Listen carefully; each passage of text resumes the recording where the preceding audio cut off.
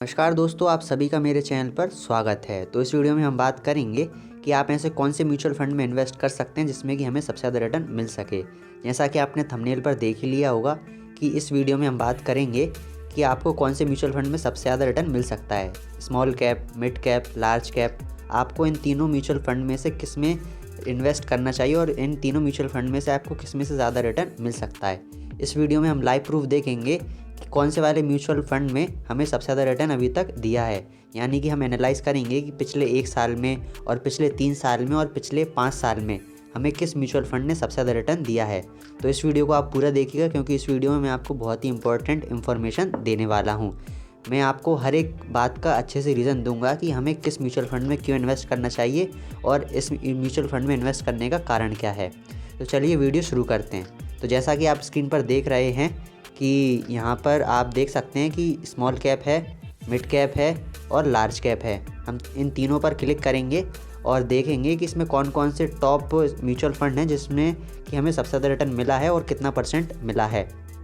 तो सबसे पहले हम स्मॉल कैप को देखेंगे और स्मॉल कैप के हम लास्ट 5 ईयर्स को चेक करेंगे कि हमें लास्ट 5 साल में स्मॉल कैप में कितना रिटर्न दिया है।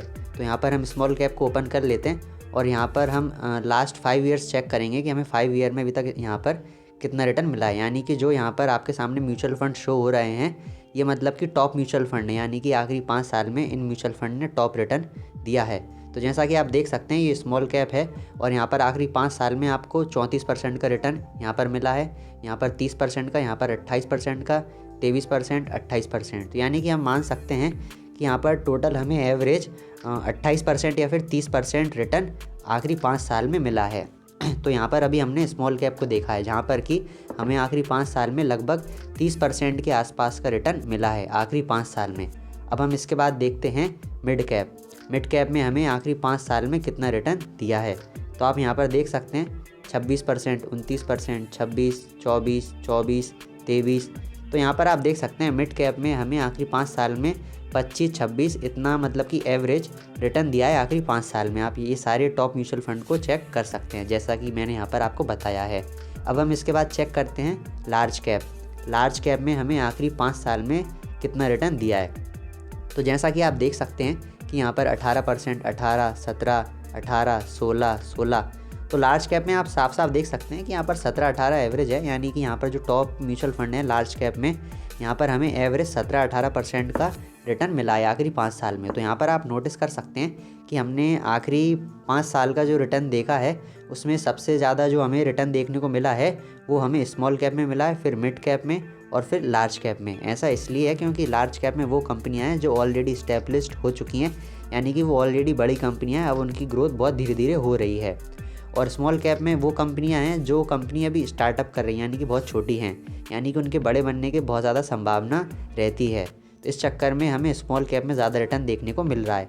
अब अभी तो हमने बात की कि आखिरी 5 साल में सबसे ज़्यादा रिटर्न किस म्यूचुअल फंड ने दिए हैं। अब हम बात करते हैं कि आखिरी 1 साल में हमें इन तीनों में से किस म्यूचुअल फंड ने ज़्यादा रिटर्न दिया है। तो सबसे पहले हम लार्ज कैप से स्टार्ट करते हैं। लार्ज कैप में हमें आखिरी 1 साल में कितना रिटर्न मिला है। तो यहाँ पर आप देख सकते हैं आखिरी 1 साल में यहाँ पर हमें 35%, 28%, 23, 24, 21। यानी कि यहाँ पर जो टॉप म्यूचुअल फंड हैं इन्होंने हमें एवरेज 28 या फिर 30% का रिटर्न दिया है। वैसे तो देखा जाए तो सिर्फ ये 2 म्यूचुअल फंड हैं जिन्होंने 35% और 28% का दिया है।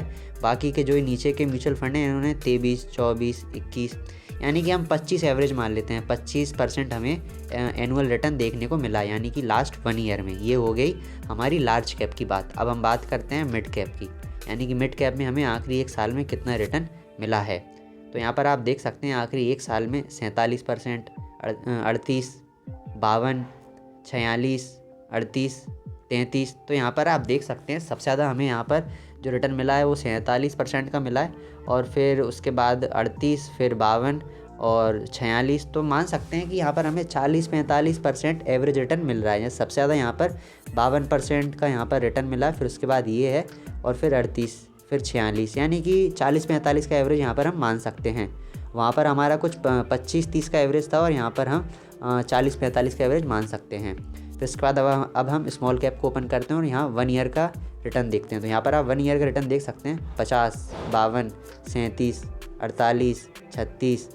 तो यहाँ का भी हम एवरेज माने तो आप 45 से 50% एवरेज मान सकते हैं, क्योंकि जो टॉप म्यूचुअल फंड हैं इन्होंने 50%, 52 और फिर 48, 37 और नीचे करें तो हमें और चीज़ों के बारे में पता चलेगा। तो आप इसमें भी देख सकते हैं कि जो सबसे ज़्यादा हमें रिटर्न दिया है वो हमें स्मॉल कैप ने दिया है, यानी कि लास्ट 1 ईयर में जो मिड कैप है और स्मॉल कैप है लगभग बराबर हैं, पर लेकिन यहाँ पर स्मॉल कैप थोड़ी सी मतलब ज़्यादा रिटर्न हमें दे रहा है। अब इसका क्या रीज़न है, जो कि मैंने आपको पहले ही बता दिया कि स्मॉल कैप में छोटी छोटी कंपनियाँ रहती हैं जिनके क्या ग्रोथ होने की ज़्यादा संभावना रहती है। मैं आपको एक उदाहरण देकर समझाता हूँ। जैसे कि मान लीजिए कि आपका कोई टेस्ट होने वाला है मैथ्स का, तो वो 100 नंबर का है, तो आपको क्या 90 नंबर चाहिए। तो मान लीजिए कि इसमें क्या रहता है कि 100 में से 60-70 नंबर लाना बहुत ज़्यादा आसान होता है, ठीक है। मतलब कि अगर आप थोड़ी बहुत मेहनत करेंगे ठीक ठाक तो आपके 60-70 नंबर आ जाएंगे। पर लेकिन अगर आपके 60-70 नंबर आ जाते हैं उसके बाद आपको 10-15 नंबर बढ़ाने के लिए बहुत ज़्यादा मेहनत करनी पड़ती है। तो जो लार्ज कैप वाली कंपनियां हैं वो ऑलरेडी अपनी ग्रोथ कर चुकी हैं, इसीलिए उनकी जो ग्रोथ है वो बहुत ज़्यादा धीरे धीरे हो रही है, यानी कि वो ऑलरेडी मतलब कि 60-70 नंबर ला चुकी हैं। अब जो उनकी ग्रोथ है वो धीरे धीरे हो रही है, क्योंकि आखिरी में जब हम मतलब सबसे टॉप पे पहुंच जाते हैं तो हमारी ग्रोथ बहुत स्लो होती है। अब यहाँ पर स्मॉल कैप में वो कंपनियां जो स्टार्ट कर रही हैं, यानी कि जिनके नंबर 10-20 आ रहे हैं, तो उन्हें थोड़ी सी मेहनत करनी है, जिससे कि जो उनके नंबर हैं 100 में से कुछ 60-70 आ जाएंगे।